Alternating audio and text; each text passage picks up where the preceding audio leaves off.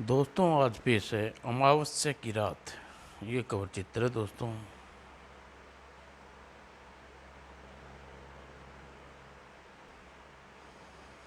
अमावस्या की रात।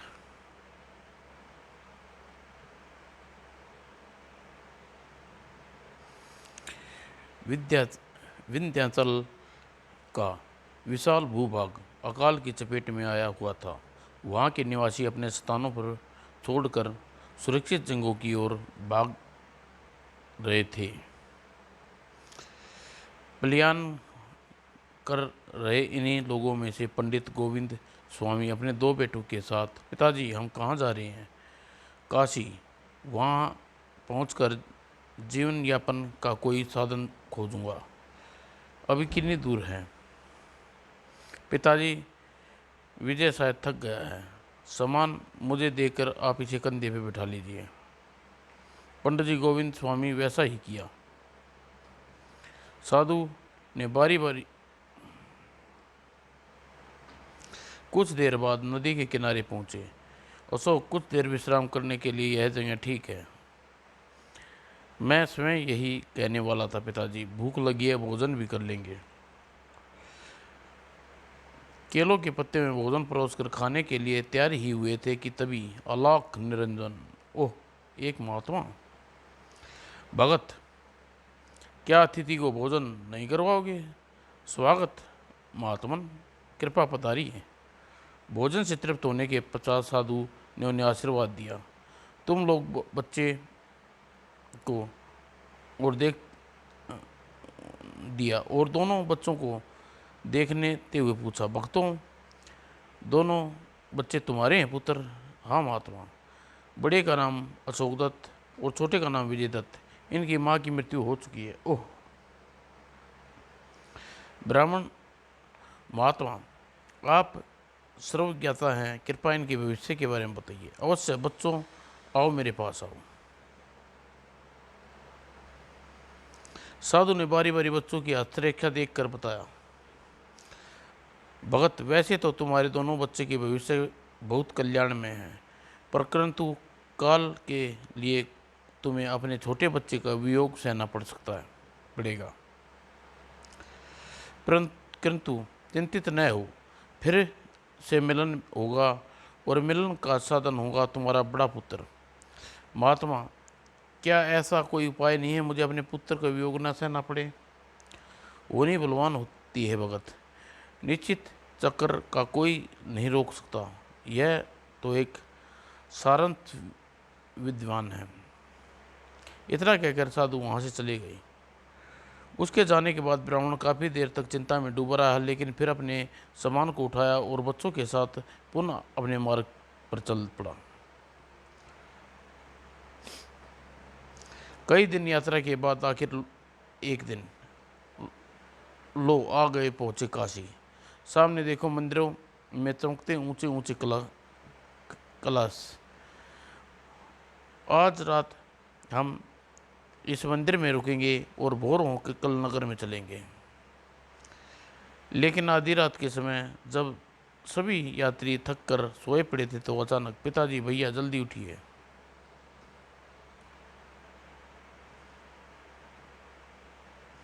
क्या हुआ बेटे? क्या नींद में कोई बुरा सपना देख लिया? मुझे बहुत ठंड लग रही है, शरीर सुन्न हो रहा है। ओह, इसे तो बहुत तेज जबर है। जरूर जरूर यात्रा की थकावट से ऐसा हुआ है। अशोक ने अपनी चादर उसे उड़ा दी। शायद इससे कुछ शराब मिले। हाँ जरूर। और बड़े बेटे ने वैसा ही किया। कुछ देर बाद, बेटे कुछ राहत मिली? नहीं पिताजी, ठंड और भी तेज हो रही है। जल्दी इसे आग जलाइए, नहीं तो मैं मर जाऊंगा। आग? इस वक्त आग कैसे जलाऊं पुत्र? लकड़ियां तो है ही नहीं। ओह, हौसला रखें विजय, सवेरा होते ही हम तुम्हें नगर के अच्छे वैद्य के दवा दिलवा देंगे। ओह, तब तक मेरा दम निकल जाएगा। तभी छोटे बेटे की निगाह शमशान की ओर गई। पिताजी, उधर देखिए, वह आग। उस मुझे उस आग के पास ले चलो, ठंड से बचाव होगा। वहाँ वहाँ नहीं नहीं नहीं, वहाँ नहीं।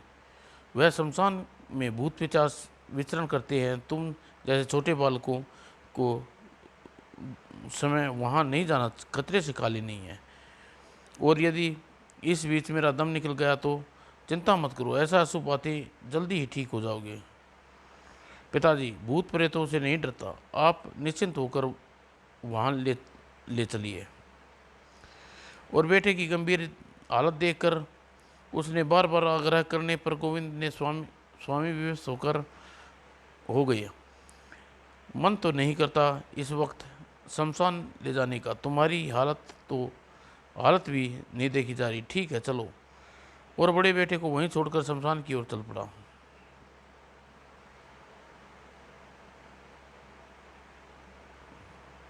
और कुछ देर पश्चात वे दोनों जलती चिता के सामने बैठ गए। तभी पिताजी अग्नि के भीतर गोल गोल क्या क्या जल रहा है? दोनों जलते बेटे, वह मानव का कपाल सिर है जिसका नश्वर शरीर अग्नि में जल रहा है। कुदरत कर देखूं मानव का कपाल अंदर से कैसा होता है। और तभी पटर चट चट वह थू, विजय ने बांस के जलते कपाल को टकराया। उफ, यह क्या किया तूने? आँख थू, मैंने उत्सुकता बस कुरेदा ही था कि तभी यह फल रिस्क लिया और पदार्थ अथू। तभी तभी अचानक लड़के में एक महान परिवर्तन हुआ। हा, ये भगवान, ये क्या? बचाओ बचाओ, ही हा, बताओ, हा, हो, अब तुम मेरे हाथों कोई नहीं बचा सकता बूढ़े। लेकिन जैसे ही राक्षस ने उसे निगलने के लिए अपना मुंह विकराल मुंह खोला, कपाल फोड़, छोड़ दे उसे, वह तुम्हारा शिकार नहीं है। आई, कौन बोला? और फिर राक्षस ने तुरंत अपने शिकार को छोड़ और आवाज की ओर बढ़ गया। उपड़क। और फिर अरे, गायब हो गया। बाप रे, भागूं। और ब्राह्मण मंदिर की ओर भाग गया। और ब्राह्मण ने मंदिर के द्वार पर पहुंचकर दम लिया। हफ हफ हफ। अरे क्या हुआ पिताजी, क्या हुआ? वह कुछ वह कुछ शांत हुआ। बेटियां नौनी हो गई, परदेसी में आकर हम बर्बाद हो गए। मगर क्या हुआ कुछ? और विजय कहाँ है? विजय, वह कपाल फोड़ राक्षस बन गया। ओह नहीं। पिताजी ने सब कुछ पिताजी ने यह कैसे हुआ? ब्राह्मण ने सारी बात बताई। सुनकर ओह विजय, मेरे भाई! विजय दाढ़े मारकर रोने लगा।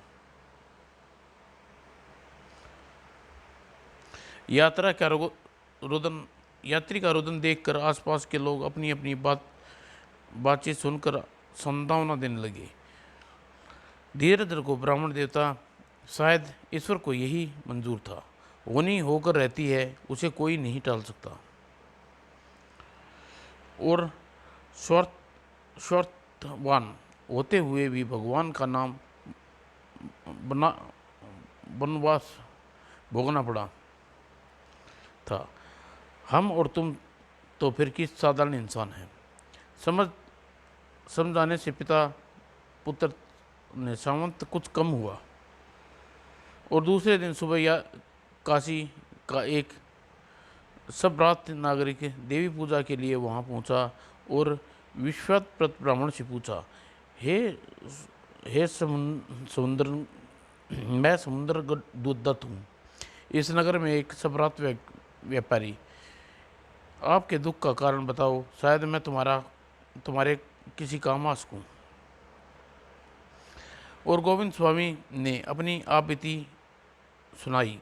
सुनकर, पंडित, संकट की इस घड़ी में तुम्हारे साथ हूँ, चलो मेरे साथ। और समुद्रदत्त उन्हें अपनी विशाल आवास पर लिए गया। आज से तुम दोनों मेरे यहाँ ही रहोगे, हर हाल मैं तुम्हारी हर तरह संभव सहायता करूँगा, परिवार के एक सदस्य की तरह। अपने वचन के अनुसार समुद्रदत्त ने अशोक की शिक्षा दीक्षा सूचित प्रबंध किया और उसकी रुचि के अनुकूल खेल उसे मल्ल विद्या पहलवानी सिखाई। और इस बीच अशोक दत्त युवा होने लगा। युवा होने के अशोक दत्त एक प्रयास पहलवान बनना। उसने अनेक मशहूर पहलवानों को पराजित किया। फिर एक विशेष अवसर पर काशी राज्य के नागरिकों दक्षिण के योद्धा का दावा है कि कोई परास्त नहीं कर सकता।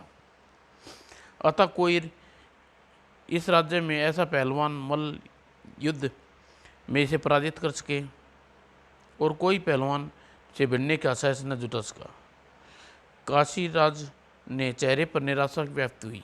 अफसोस, तब तो मैंने कुश्ती के लिए प्रथम पुरस्कार दक्षिण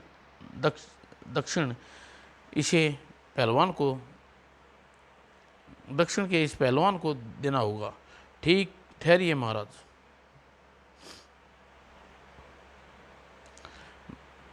मुझे स्वीकार है इसका दावा। शाबाश। और दर्शकों के बीच कोलाहल के बीच कुश्ती आरंभ हुई, और पहले दाव में अशोक ने अपने प्रतिद्वंदी को तारे दिखा दिए, और काशीराज ने अखाड़े में पहुंचा और अशोक को आलिंगन कर लिया। शाबाश नौजवान, तुम्हारे जैसे श्रेष्ठता अनिवित है। और महाराज ने अपने हाथों से उसे जीत का प्रथम पुरस्कार दिया। लो वत्स, राज्य की श्रेष्ठ मल्ल योद्धा होने का पुरस्कार। धन्यवाद महाराज। और फिर काशी नरेश ने अपने राजमहल में ले आए। वत्स, मैंने तुम्हें अपना प्रमुख अंगरक्षक बनाने का निश्चय किया है। क्या तुम यह पद स्वीकार है? यह तो मेरा अहोभाग्य है महाराज। और अपनी कार्य निष्ठा से अशोक ने सिर दी। महाराज के मन में मोह लिया। काशी नरेश के पुत्र प्यार करने लगे। और एक दिन महल में, महारानी कैसा है वह नौजवान? बहुत सुच और मधुरभाषी, शरीर भी सूरवीर भी है। क्यों ना हम अपनी बेटी मदन लेखा का विवाह? नहीं स्वामी, इतनी स्थिरता अच्छी नहीं। इस विषय में अपनी बेटी की राय जाननी बहुत ज़रूरी है। कल ही अमावस्या है। मैं चंडी पूजा के लिए शहर से बाहर जाऊंगा।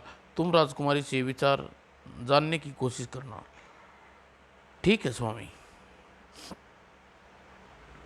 और अगले दिन काशी नरेश चंडिका पूजा के लिए रवाना हुए, और मंदिर में पहुंच देर तक चंडी देवी की अर्चना की। लेकिन अर्धरात्रि को वापस लौटते समय अचानक पानी। अरे, यह अर्धरात्रि में किसकी आवाज़ है? पानी, मुझे पानी चाहिए। अशोक झुरमुट के पीछे आदमी प्यास से तड़प रहा है, उसके लिए जल का प्रबंध करिए। अवश्य महाराज, मैं जल के पात्र लेने के लिए मुझे मंदिर में वापस जाना होगा।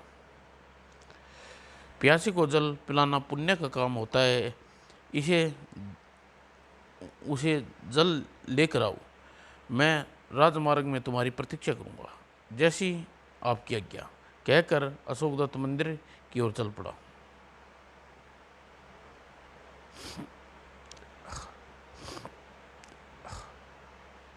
सिर दी, मुझे पानी चाहिए। जरा धैर्य रखो भाई, मैं आ रहा हूँ जल लेकर। और रोने वाले के पास पहुंचा। लो, मैं जल ले आया हूँ। कौन पैसा? तभी उसे एक अजीब दृश्य देखा। ओह, यह अर्धरात्रि में पेट पलटका हुआ आदमी और यह सुंदर स्त्री, क्या चक्कर है? और अशोक स्त्री को देखा। देवी, कौन हो तुम? मैं इस अभागे आदमी की पत्नी हूँ, सती होने के लिए निकली हूँ। 3 दिन गुजर गए हैं, लेकिन आप भाग्य ने अभी तक प्राण नहीं निकले रहे।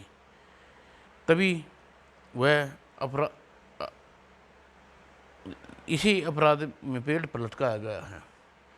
निर्दोष है ये, दंडाधिकारी ने इसे व्यक्तिगत शत्रुता के कारण दंड दिया है। ओह, युवक, तुम बहुत दयालु हो। इस घड़ी में सहायता के लिए पहुंचे। थोड़ा कष्ट और करो। कैसा कष्ट? मेरी मेरी मदद करो ताकि मैं इस जल को अपने पति के मुख में डाल सकूं। अवश्य। तुम मेरी पीठ पर खड़ी होकर इसे जल पिला दो। ओह, कहीं तुम डगमगा न जाओ। कुछ नहीं होगा, तुम निश्चिंत होकर अपना काम करो। और स्त्री ने वैसा ही किया और काफी देर हो गई। अशोक ने उसका भार सहन करना कठिन हो गया। ये क्या परिवर्तन! अचानक उसका वजन बढ़ गया। और तभी, अरे, यह मेरे हाथ पर खून की बूंदें!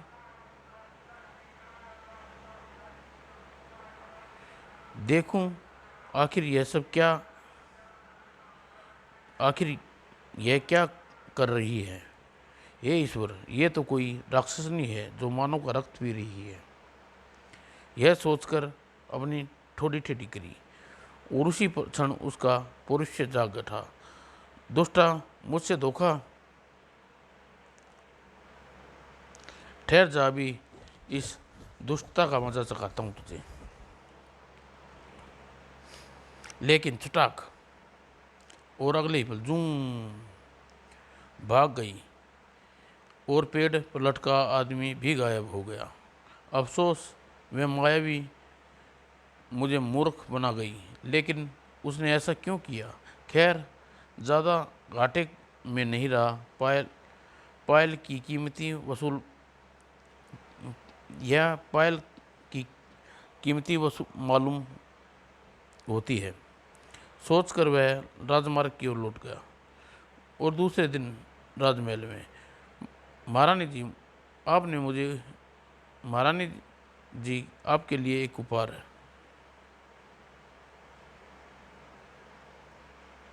वाह, अद्भुत! क्या कारीगरी है! बेजोड़ नमूना है।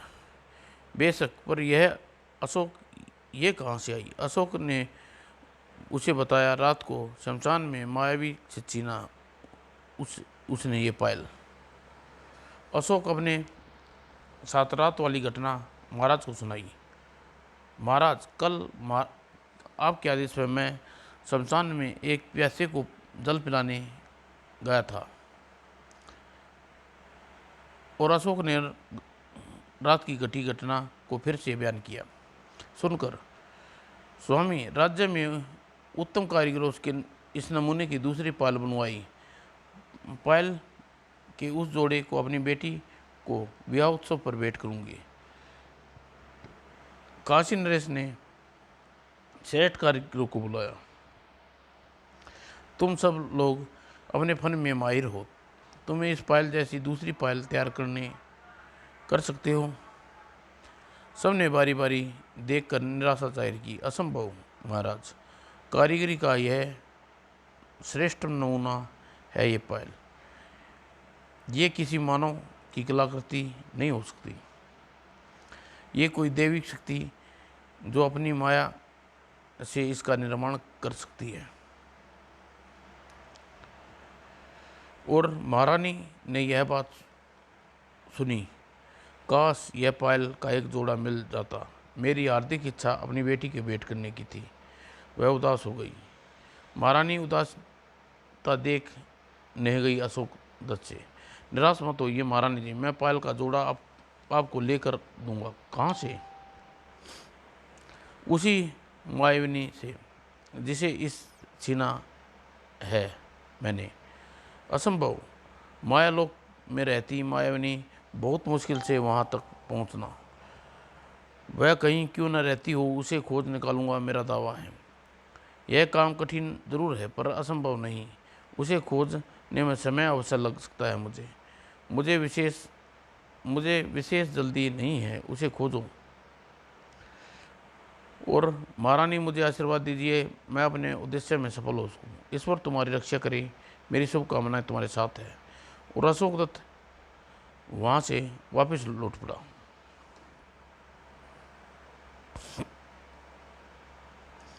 और अपने कक्ष में आकर गंभीरता से में मगन अशोक दत्त ने मायावी शमशान में मिली थी। उस रात अमावस्या थी और असुरी प्रवृत्ति या फिर साधन लोग ऐसे समय में शमशान में शव साधना के लिए। उस रात्रि स्त्री ने मेरे कंधे पर चढ़कर अपने कथित पति का रक्तपान किया और इसका अर्थ साफ है कि असुरी प्रवृत्ति की जाति की स्त्री थी। लेकिन वह थी कौन? और यक्षिणी, डंकनी, पिचासनी या कोई विद्याधरी? शमशान में पहुंचने पर ही पता लग सकता है। उसका इसी रहस्य जानने का यत्न करूंगा। और शमशान में जा पहुंचा। भाग जाओ अगोधारी, डरने वाला नहीं हूं। तुम मेरा मनोबल नहीं तोड़ सकते शैतानों। और इस प्रकार आत्माओं से लड़कर उसने कई दिन बीत गए। अंत आ पहुंची अमावस की अंधियारी रात। पिछली बार आज की रात ही मिली थी वह मायावी। देखूं आज भी आती है या नहीं।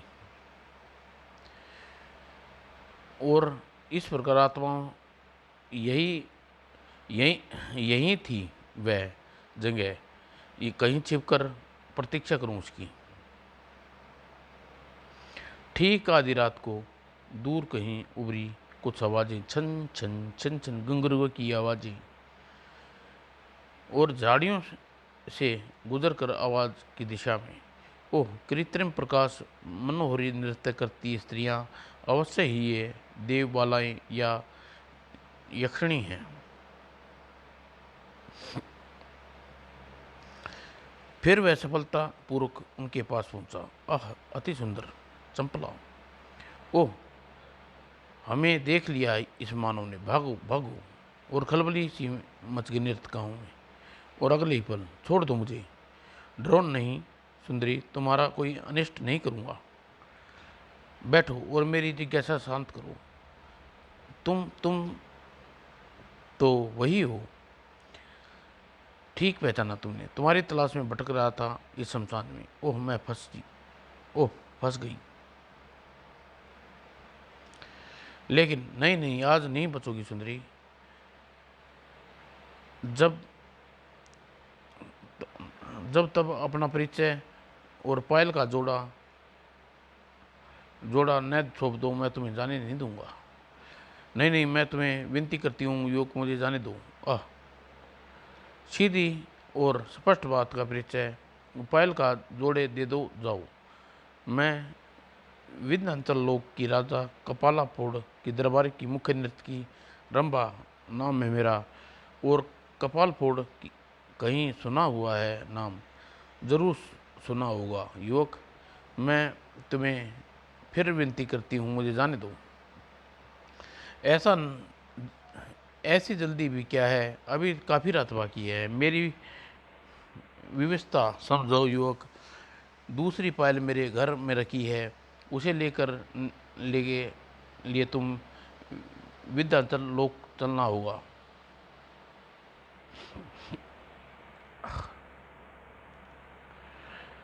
तुम मायाविनी हो, मुझे लेकर जाकर किसी विपत्ति में फंसा दो। विश्वकर्मा की सौगंध, तुम्हारे साथ कोई छल नहीं हो करूँगी। और मायाविनी की बात पर विश्वास कर अशोक दत्त ने उड़ चला उसके साथ। एक दौरी उसका अस्तित्व छुपा न रह सका। अरे महान आश्चर्य! एक सुंदर कन्या का पांव पकड़कर आकाश में उड़ता एक नौजवान। वह स्त्री जरूर साधना है उस युवक की। और युवक साधक, ओह, जिस उद्देश्य के लिए मैं वर्षों से साधना कर रहा था, वह युवक से पूरा करने वाला है। युवक राजसी वस्त्र से इसका मतलब राजघराने का कोई व्यक्ति है। वह व्यक्ति मेरे लिए उपयोगी हो सकता है। राजघराने में जाकर पता लगाऊं। और वह गोरी चल पड़ा नगर की ओर। और राजमार्ग पर प्राय भ्रमण करने निकले काशी नरेश अपनी ओर आते देख ठनका, अरे वाह, काशी नरेश स्वयं इधर आ रही हैं। और जैसे ही वे निकट पहुंचे, ठहरिए राजन।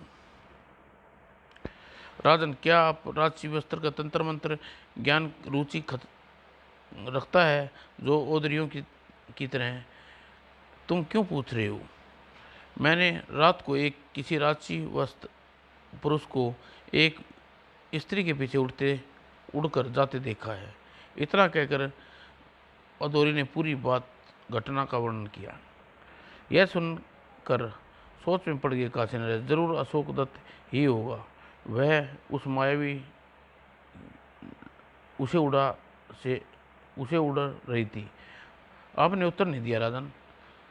अगोरी की भावना की दृष्टि लगती है, दुष्टि दूषित लगती है, न बताना ही उचित रहेगा। नहीं नहीं, ऐसा कोई व्यक्ति राजघराने में नहीं है, कहकर काशी नरेश वहाँ से चले गई।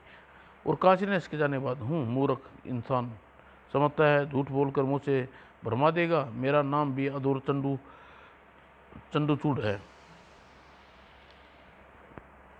और सच्चाई को जानकर ही दम दूंगा।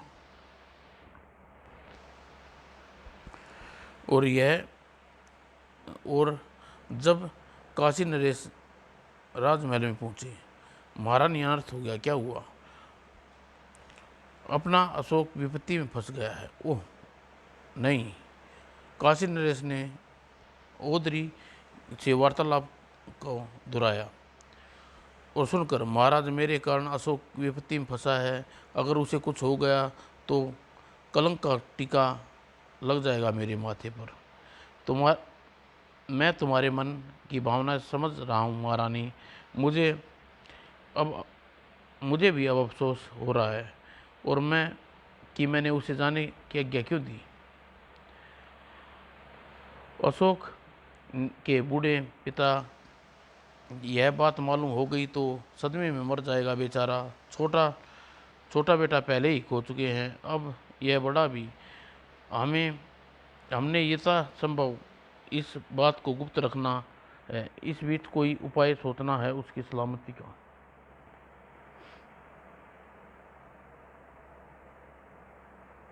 लेकिन गुप्त न रह सकी, वह मध्यम बन गया चंद्रचूड़। अरे जरा ठहरिए श्रीमान, क्या राजपरिवार में कोई ऐसा युवक है जो लोग 20-22 वर्ष का आयु का और सेहत में बलिष्ठ हो? मुझे नहीं मालूम।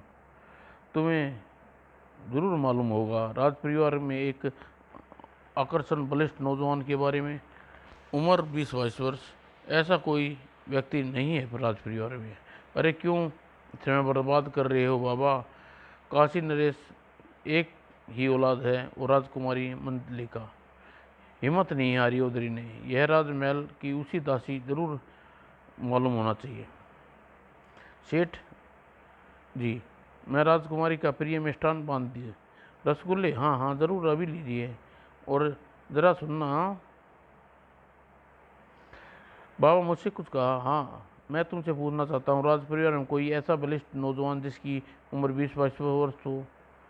कुछ ही पल सोचने उत्तर दिया, ऐसा युवक तो ऐसा एक युग तो ऐसा है पर राज पुरुष नहीं है। महाराज का अंगरक्षक है। क्या नाम है उसका? उसका नाम अशोक दत्त है बाबा। उससे मिलना है मुझे। व्यापारी समुद्र दत्त के घर जाओ।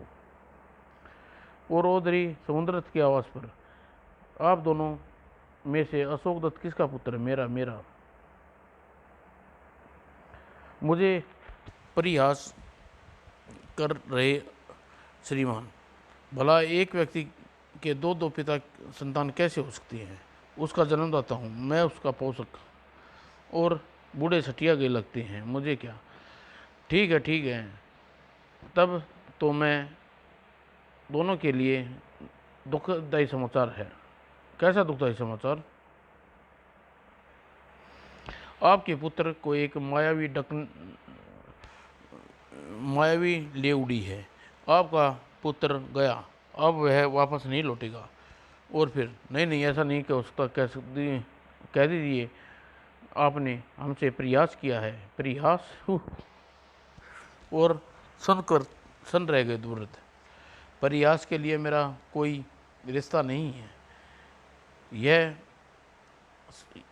यही बात सही है। हाँ बिल्कुल सच, मेरी बात यकीन लाओ। राजमहल में जाकर पूछो महाराज से, कहाँ है तुम्हारा बेटा। चलो पंडित, महाराज के पास चलते हैं, चलो। और दोनों नंगे पांव महल की ओर दौड़ पड़े। ओदरी कुटिलतापूर्ण हंसी हंसा और बढ़ गया दरवाजे की ओर। क्या अशोकदत्त मायाविनी से पायल का जोड़ा लेने में कामयाब हो सका? कौन था कपाल फोड़ राक्षस? विजयदत्त से उसका क्या संबंध था? अदारी चंद्रचूड कौन था और वह कौन सा स्वार्थ सिद्ध करना चाहता था? इन प्रश्न के उत्तर जानने के लिए कपाल फोड़ जल्द ही आपके सामने पेश होगी।